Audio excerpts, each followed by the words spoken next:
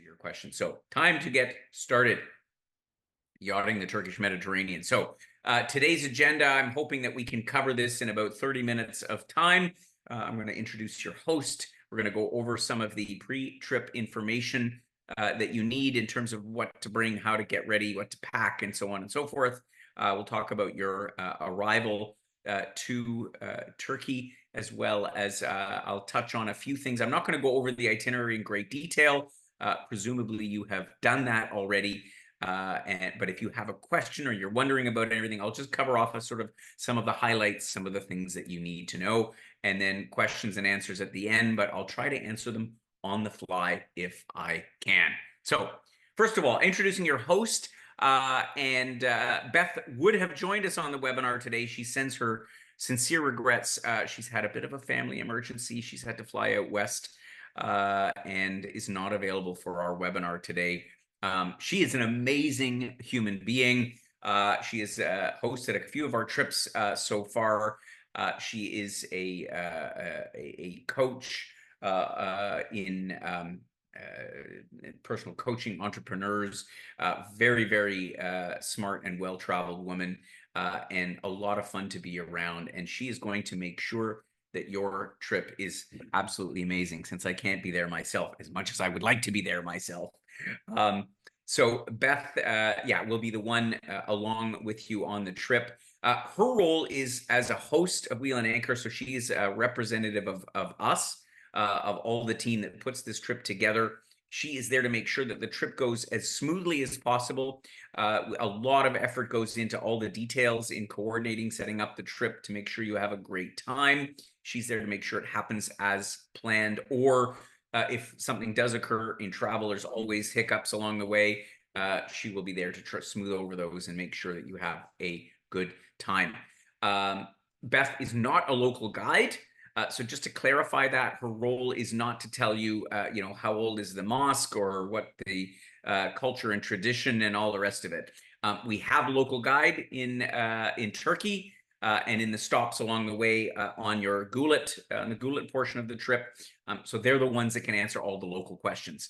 So Beth, of course, will do her best to find out the answer. But if you have a question about something in Turkey, the person will be the local guide who will be able to answer that question. Similarly, if you have questions in relation to your travel arrangements, the trip itself, the transfers, any part of the arrangements you have from us, from Wheel and Anchor, or if you booked airfare with us through First Travel, it is those people, Paula or Stephanie, whoever you were dealing with on those arrangements, that will handle that. So Beth has got no involvement in your specific travel arrangement. So if you have questions at any time before the trip, during the trip, then best to email Paula or the people that do our air tickets for us. So that's Beth. Let's get into the pre-trip preparation, everything you need to know for this wonderful adventure to Turkey. So passport and documents. So you need to bring a passport, obviously. So make sure you know where it is. If you haven't been traveling recently, just, have a peek, make sure it's in the usual place. Don't move it. And I recommend taking a scan with your phone. I always use my phone. I have multiple copies of my passport in different locations. God forbid anything should happen to it. And that applies to any other critical documents that you might have. If you take a copy with you, like an extra copy, if you store it on your phone, if you have a printed copy in your carry-on luggage or whatever, prescriptions is another thing that comes to mind. That way, if anything gets lost, it's much easier to replace if you've got a copy. So that's the only thing that you need to know. Turkey, luckily, does not have a visa requirement for Canadians anymore. Yay! We used to have to pay $70 for the pleasure of visiting Turkey, but that has been waived in the meantime, so you can arrive in without any issues. There are no other, obviously, COVID requirements anymore. So yeah, should be good to go. Should be a seamless arrival as long as you've got all your documents in order. So let's talk about what to pack. So the weather in this time of the year is usually still quite warm in the Mediterranean, in southern Turkey. So you can expect temperatures from the low 20s up to the low 30s. So yeah, it could still be quite summer weather. At least you hope when particularly when you're on the boat, that the weather's going to be summer-like. That's the whole point. But even if it's a bit cooler, it's still going to be marvelous. The dress code everywhere is casual. So light clothes, shorts, t-shirts, blouses, light skirts, summer skirts, casual. So you can pack pretty light for a trip like this.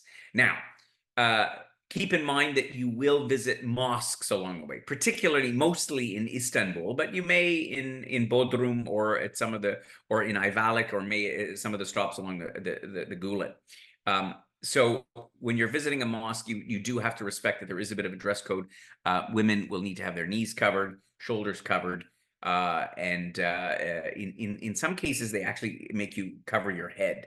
But sometimes they will give you, a scarf or a sarong or whatever to put over you. But I always recommend to have that stuff prepared. Again, particularly when you're visiting Hagia Sophia, the Blue Mosque, these places in Istanbul, it's good to be prepared for that because they're that is part of Islamic culture.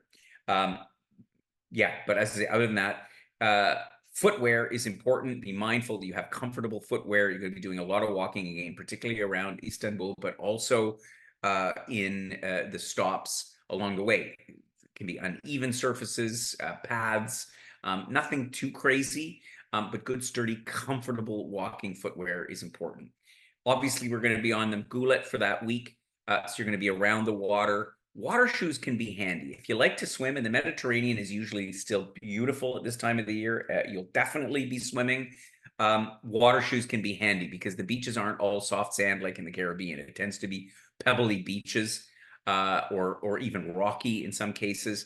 So if you plan to go in, water shoes are a very handy item to have. Take a day pack, something light that you can bring stuff with you because oftentimes you'll be going out for at least a couple hours or the better part of the day. Ideal if it's waterproof. It doesn't tend to rain a lot at this time of the year, but you never know. Climate change throwing all kinds of curveballs at us. Sun protection, critical. All the way from when you start in Istanbul, you'll be out for a good chunk of the day. You'll be outside, the sun will get you. So hat, sunglasses, sunscreen, very important. We have on the list here bug spray, not really an issue at this time of the year. If you're somebody that's susceptible, particularly in dusk time, to mites or mosquitoes, they don't have a lot of mosquitoes. It's not something that we've had anyone report on from previous trips. But if you're susceptible, not a bad idea. And let's face it, Canadian bug spray is some of the best. Do take a European style travel adapter that will take care of all of your electrical needs for most of your devices, particularly your phone, camera, anything like that. All sort of modern electronic devices work on dual voltage. In Europe, in Turkey, of course, it's 230 volts. But again, all these chargers will work on both. The only thing is, if you have anything a little bit unusual, if you plan to take a curling iron or a hair straightener, for example, you don't need one. But if some people, some women like to have those appliances, do check that they will accept dual voltage. That's important. If you wear a hearing aid chargers, we have heard sometimes take only 110 volts. In those cases, you would need a voltage converter, which is a different device. And they're not as easy to find. You can find them in travel stores. You can find them sometimes in electronic stores like Best Buy or Amazon is the easiest. So if you have something that takes only 110 volts, please double check if you're not sure, or ask one of your family members to assist in assessing that. As I mentioned before, make sure you remember all of your prescription drugs. Not easy to get prescriptions filled there. Not impossible, but not easy. And take them in your hand luggage so that there's less risk of losing them. We're on a boat. If you're susceptible to motion sickness, also some of the driving. We'll be driving from Ayvalık up into the countryside on some somewhat windy roads for a piece. If you're somebody that's susceptible to motion sickness, take what you would normally take for that, whether it's a gravel type thing or whether you have a patch, which works very well, by the way. I find, although I've heard that they don't sell them so much in Canada anymore, there's also bracelets. So just be aware of that, be mindful of that, and come prepared accordingly. Uh, Waterproof pouches can be good. Again, you're going to be around the water. I tend to always stick my phone. I use Ziploc bags. I find they do the trick in terms of keeping stuff dry that should be dry, in case you should drop something in the water. But you know, if you're like me, you use your phone a lot for taking pictures, then having a floatable waterproof pouch wouldn't be lost on you, because if that thing goes overboard, that's you wouldn't want that to happen. It's not going to happen. But in any case, if you're somebody that uses a CPAP machine, for example, an extension cord is always handy because the plug isn't necessarily next to the bed, particularly on the ship. It's usually not far away. And I like to take a small collapsible umbrella for those eventual times when it does rain. You know, my rule of thumb, Murphy's Law, says if you have your umbrella with you, it's not going to rain. So that's why I take it. And it never rains. I hardly ever use it. So that's good. A dry towel is also a handy thing to have. That's one of those like camping towels that are quick dry. They're easy, they're light, they're foldable. And so again, if you're out and about, or if you decide to take a quick swim somewhere, great thing to have with you. So those are sort of my tips for what to bring. I think I've covered pretty much everything here. No questions on that. So let's move on and talk about money. So in Turkey, they use the Turkish lira. One Turkish lira is worth about 4 cents, so like 250 to the dollar. So yeah, you might want to take an exchange app on your phone. I use xe.com. It's a pretty handy one. I'll show it to you here. xe.com looks like this. Oops, can't see that. Oh, it's not so clear on the phone. That way, doing the conversion makes it a little bit easier. You can use credit cards in most places in Turkey. When I say most places, restaurants, generally not a problem. Certainly shops, not a problem. Uh, the only place where you're going to be, particularly again in Istanbul, the Grand Bazaar, the Spice Bazaar, you might want to pick up a little bit of saffron, or you might want to pick up this and that, or you might want to pick up something more substantial. I would say it's hard to leave the Grand Bazaar without buying a rug. I have a couple, and they are very good. So for those places, cash is better because you're just going to get a better deal. Some of the merchants may not even take credit cards, but cash is the way to go, and you're for sure going to get a better deal paying cash if you are the type of person that likes to buy something. And there are lots of interesting things to buy. ATMs are ubiquitous; they're everywhere. Will make you right away when you land at Istanbul Airport. There you can get an ATM. You can get out some Turkish lira. I would not get it in advance, quite honestly, because Canadian banks will look at you sideways when you talk about currencies like this. It'll take them 5 days to order, and they'll charge you a terrible exchange rate, as do the exchange offices in the airports. I don't use them. I just honestly take a credit card or a debit card, and I go to the first ATM that I see, and I take out, whatever, 400 or 500 Turkish lira, a couple $100, more than sufficient for what you would need on this trip. So if you're not a shopper, don't take tons of cash because you don't need much. But you can use a credit card. Of course, the other way to go is Wise, which is the travel currency card. We swear by them. The exchange rate is, as far as I've seen, unbeatable at a retail level. It's a prepaid debit or credit card. You charge it up with using Interac e-transfer. You load it up with Canadian dollars. You use it just like a Visa card. You can tap it anywhere. You can withdraw up to $300 Canadian per month with no ATM fees. Sorry, with no credit card fees. The ATMs do charge fees. So you'll find if you go and you want to withdraw $100, 250 Turkish lira, it'll probably charge you $5. That's unavoidable. That's obviously the ATM machine. But Wise Card is super handy. The details on how to get one of those is in your pre-trip information document. Communication. So we do strongly recommend you bring a phone. Not so important for the gulet, for the cruise part of the trip, but for the upfront part, for your arrival, it's nice to be able to be in touch. So there is Wi-Fi in the hotels. There is no Wi-Fi on the boat. That's a good question. Is there Wi-Fi on this Gulet? I wouldn't count on it.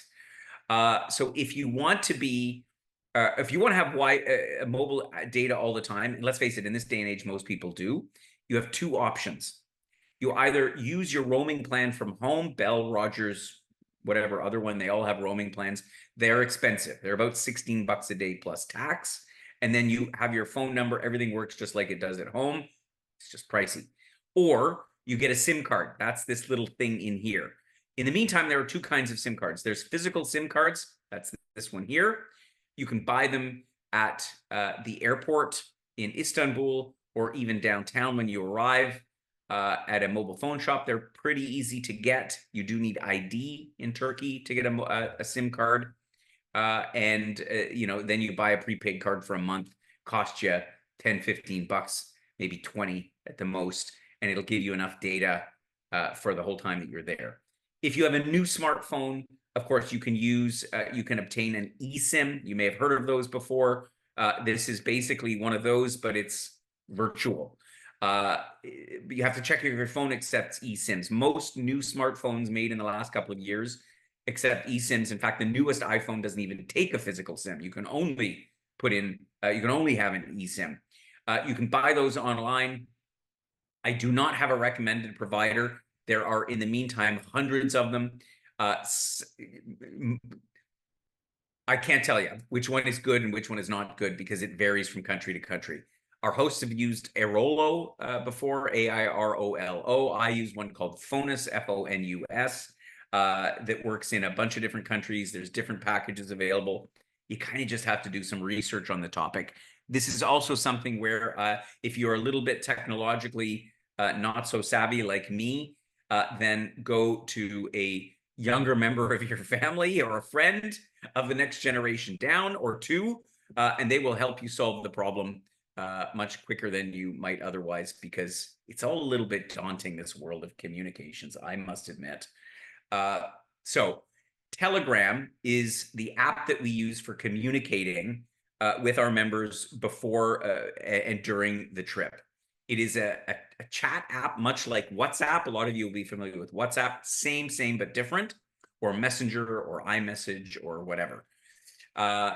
You need to download it on your phone before you leave Canada, because it will ask for a phone number. And once it's set up on your phone, you can put in a different SIM card. All works just the same. But please do set Telegram up. And then we put the instructions in there. Send a message to Beth. Say, hi, it's so-and-so. Just want to connect. She'll put you in the group channel, which is where we send all the bulletins about any updates that you need to know along the way. So Beth will send an update typically every afternoon, evening, about what's happening the next day. So if you don't take a SIM card, and you don't have to, but at least when you've got Wi-Fi, you'll be able to get that information so you know what is going on, any updates to the program. Also important for when you arrive, that if there's any problem, you can message Beth. I believe she'll be in the day before the trip officially starts. So it's just a very, very handy tool. Again, all the instructions are in there. Let me talk for a moment about health protocols. We just have a couple of points here to raise. First of all, our trips are non-smoking. It just means that we ask that you not smoke in the presence of other members while on excursions, during activities and so on and so forth. Now, we may be non-smoking. Turkey is anything but. So you'll find a lot of people still smoke in Turkey, including, in all likelihood, the crew of the Gulet. And there will be a designated smoking area on the ship. We've asked them. We know Canadians are very sensitive about smoking. But just be aware that, you'll be in a restaurant, a cafe outside, and somebody will light up right next to you, and we're not accustomed to it. But that is just the way it is in Turkey. So just keep in mind about that.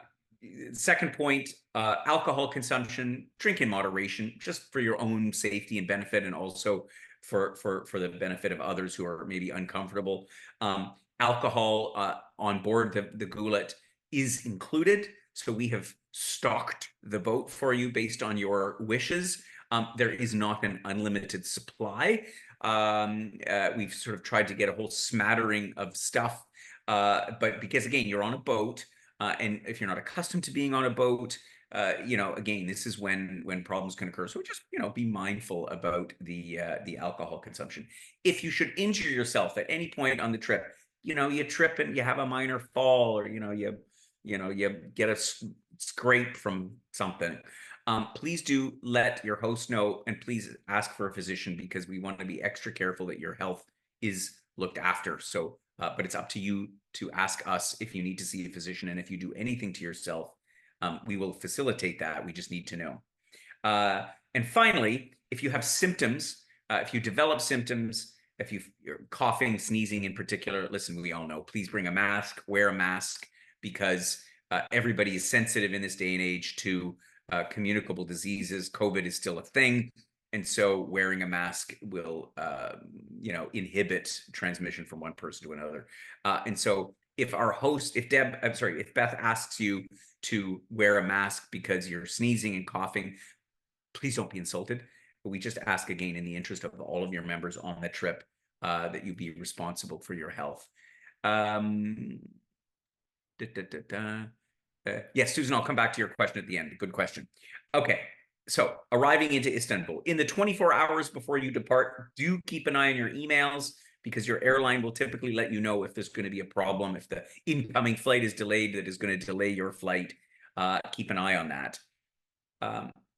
If you are going to have a problem making your connecting flight, so some of you who are flying out of Toronto will be flying nonstop to Istanbul on Turkish Airlines, great airline, by the way. Others will be connecting in from other cities in Canada. If you're going to miss the flight, if you're not going to be on the flight that you are scheduled to be on, it is very, very important that you send a telegram message to Beth, and also that you get in contact with your transfer driver. So you will get, or you will have already gotten, I know they haven't all been sent out yet, your transfer voucher that gives the details of your transfer. Your transfer is going to be done by a company called Welcome Pickups. And yeah, just double check that. I believe that is the case. Check the details on your transfer voucher about the name, the company, the contact, if there is a delay, or not a delay. If you're on the flight and the flight's an hour late, not a worry, because they're going to watch the arrival time of the flight. If you're not on the flight you're supposed to be on, arriving into Istanbul, that's when we need to know, because otherwise the driver's going to be looking for you in a panic. And that, and then when you do show up, if we don't know that you're coming, there won't be anybody there. Istanbul is a gigantic brand new airport.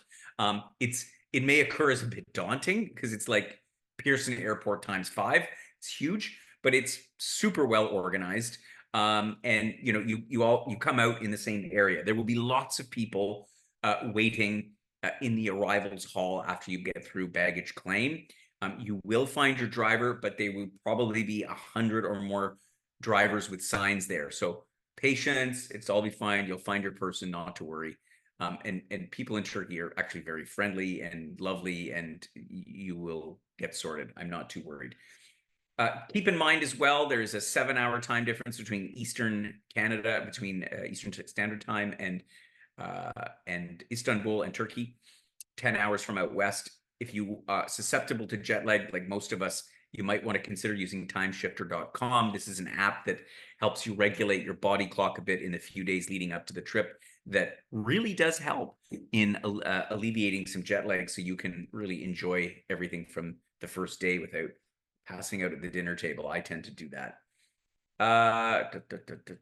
And be mindful of the weight of your luggage when you are traveling over, so that you have room for all the little souvenirs that you're going to buy at the Grand Bazaar. Keep in mind also that you have a domestic flight at the end of the trip between Dalaman and Istanbul, and for those of you continuing on to Cappadocia, that flight may have a lower luggage allowance. It should be on the ticket. It might only be 20 kilograms. I don't have that information in front of you. Double check what it says on the information provided on the ticket, so that you are mindful of that and don't go over the weight that's allowed. Yeah, that's it for the arrival. As I say, you'll arrive in Istanbul. The new Istanbul airport is quite far from town. It's a good 45-minute drive, depending on traffic, to get into downtown. where you will arrive and be brought right to the Sultan Han Hotel, which is in the middle of town. All right, let me go over the uh, rough map of your trip. Just, I'm sure you know it all by now. Starting in Istanbul, ending in Istanbul, first few nights in Istanbul, driving overland. And this is a fairly long drive between Istanbul and Ayvalık. Driving time, probably 4 hours. You're going to make a stop in Bursa to see the big mosque. Um, and you're going to spend a few days here. Our guests from last trip absolutely loved Ayvalık. It was a bit of a surprise because nobody sort of knows, why are we going to this place? It's very cool. You're staying on a little island. You're going to visit the vineyards. Probably nobody's had Turkish wine before. They actually make some pretty good wine. And then you have another long drive down to Bodrum. So keep that in mind. This drive is about 3 hours to Ephesus, 3 and 3. So you're driving for the better part of the day. So just be aware, be prepared that there are long drives broken up by a trip to Ephesus. You're going to stay overnight in Bodrum, and then you are going to embark on the Gulet and go all through this beautiful coastline, stunningly beautiful, swimming, visiting all these interesting sites. You're going to end up at Dalaman and then fly back to Istanbul and then on to Cappadocia, which is over here around the R on this little inset map for the extension program. So let's get into it. And again, I'm just going to give you a few of the details and highlights of what you need to know about the trip. Just check this question. Yeah, okay. So I will come back to the questions at the end. Yeah, you're going to spend the first few nights in Istanbul. You're going to do stuff on foot. Your location, by the way, could not be better. You're like a 7-minute walk from the Grand Bazaar, a 7-minute walk from Hagia Sophia, as well as from the Blue Mosque. It's a little bit further up to Topkapi Palace, but everything is like literally a hop, skip, and a jump from your location in Istanbul, which makes it amazing. It is a busy, bustling city. So it's going to occur to you, particularly in the areas around the Grand Bazaar, it's going to occur as a little bit chaotic. But again, people are generally very friendly in Turkey, very willing to help. It's very safe. So you are fine. For any place that you will go during the trip, you're going to do a cruise on the Bosphorus. You're going to have a chance to go over to the Asian side of Istanbul, which, of course, is bisected by the Bosphorus Strait and these amazing bridges that go between Europe and Asia. If you have a chance, my tip for Istanbul is to go and do a hammam. This is like a Turkish bath. You sit on these hot slabs of marble and they wash you. It's a blissful experience. And I know it's not for everybody because you might feel uncomfortable, but I'm saying go out of your comfort zone, go to a hammam. And we have some suggestions that Beth will have of places to go that are not too far from your hotel. Spice Bazaar, Katakoy, so many great things to see. In any event, again, I'm not going to go through the day-by-day detail. You're going to drive down via Bursa. This is the mosque you'll see in Bursa on the way to Ayvalık. We're going to be staying here on an island, on Kunda Island, for 3 nights. You're going to visit the Madra vineyards up in the hills. It's all going to be a wonderful experience. You then have a fairly long drive from Ayvalık down to Ephesus. You're going to see this incredible UNESCO heritage site here. Obviously, the library that's quite famous. You've probably seen it in National Geographic before. This will be a few hours drive in the morning and a few hours drive in the afternoon. It's a long day, but it'll be an interesting day. It's quite hilly, very, very diverse countryside as you drive down. When you get to Bodrum, you're staying in a hotel that we've stayed in consistently. The hotel is lovely. It is outside the center of Bodrum. Bodrum is a little bit of a party town, right? The Brits come down and like to drink their faces off, if I can say it that way. It's why we stay a little bit outside of town. There is a walk down into the town. Do go and have a look around. It's quite boisterous at night, but it's nice and quiet back at the hotel. You'll have the morning as well before you embark on the ship. There's a market there. Yeah, you'll have a chance to sort of explore, but just understand the reason why we've chosen the hotel that we did is because we didn't want you to be in the middle of all the craziness of Bodrum. You'll then embark on your ship. that will be your home for the next 7 nights, and this will be glorious. Obviously, this ship is exclusively for Wheel and Anchor members, and it's going to take you over the course of the next 7 days through all these beautiful places along the coast of Turkey. On board the ship, you have a crew that's there to look after you. You have your meals included, and you have your drinks included within reason. We've stocked it up. If we should run out of something prematurely, we'll stock it up again. But there's nothing exotic. There's no pina coladas and stuff like that on board. It's basically what we've stocked on board for your pleasure. But we've tried to accommodate everybody's wishes as per the questionnaire that you filled in some time ago. You will the itinerary each day will be a little bit different. We're not covering huge distances here, right? So this is a sailing ship. She mostly doesn't sail because these gulets, and this is same with all of the gulets, or pretty much all the gulets in Turkey, are designed for motoring as opposed to sailing. So they may put the sails up, but it's if they do, and you can certainly ask for that, it's more of a show thing as opposed to getting from A to B, because the sails are really not the main method, but they're not at all the method of propulsion that they use, just to let you know. You will typically moor around midday. You'll have stops for swimming. You'll be off the boat on excursions.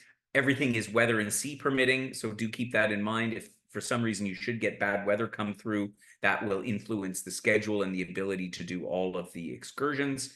Some of the excursions that you have are guided. The rest of them, you're just going to go around with Beth and visit these little villages and towns or walk up on these hills.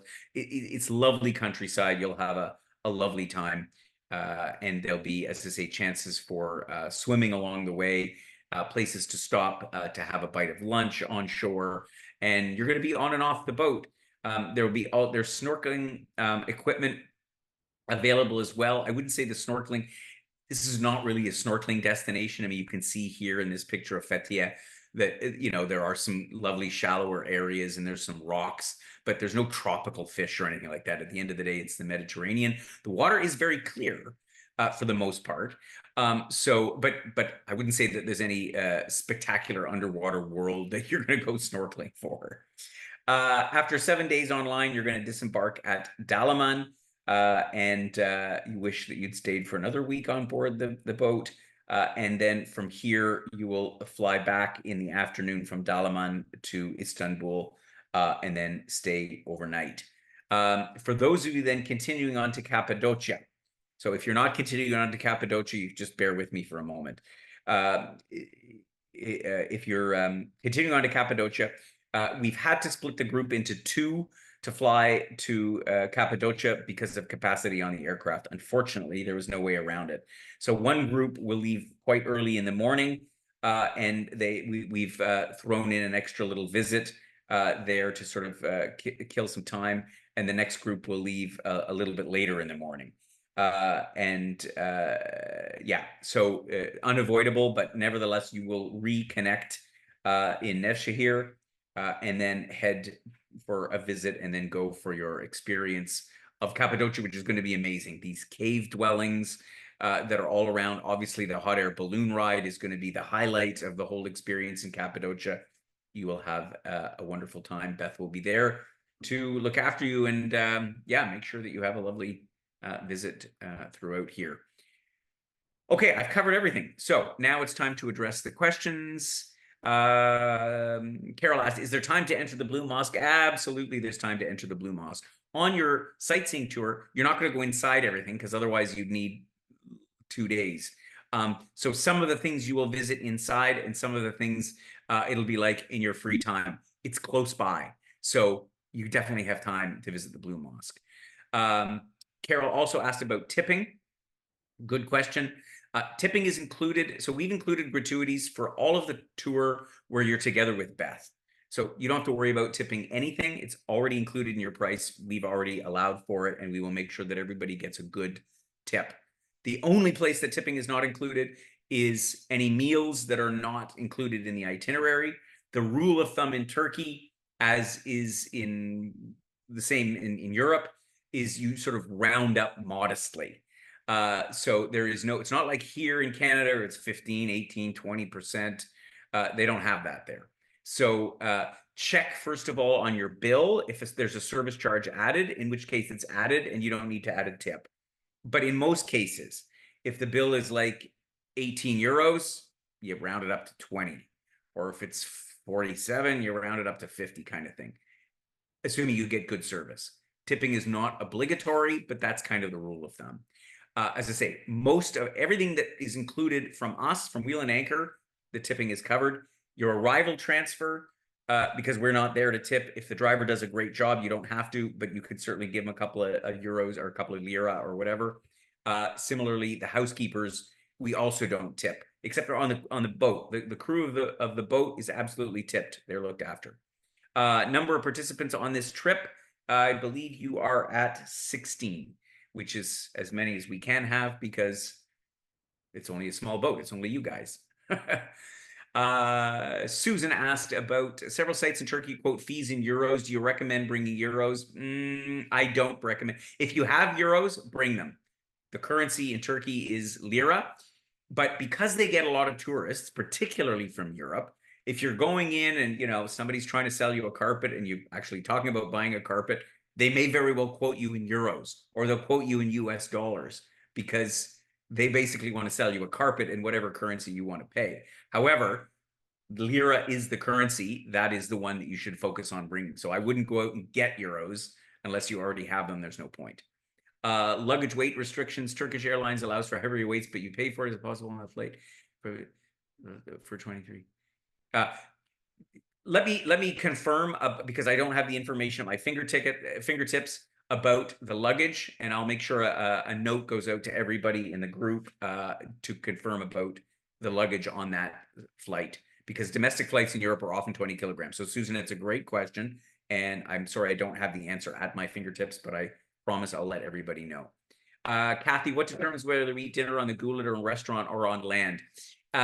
Good question. So eating dinner on the Goulet will partly be dependent on the schedule, and the schedule will be a little bit dependent on you, on the members on the trip, because we have an itinerary, we have destinations based on our past experience that we go, but it could change with the weather, with this or that or the other thing.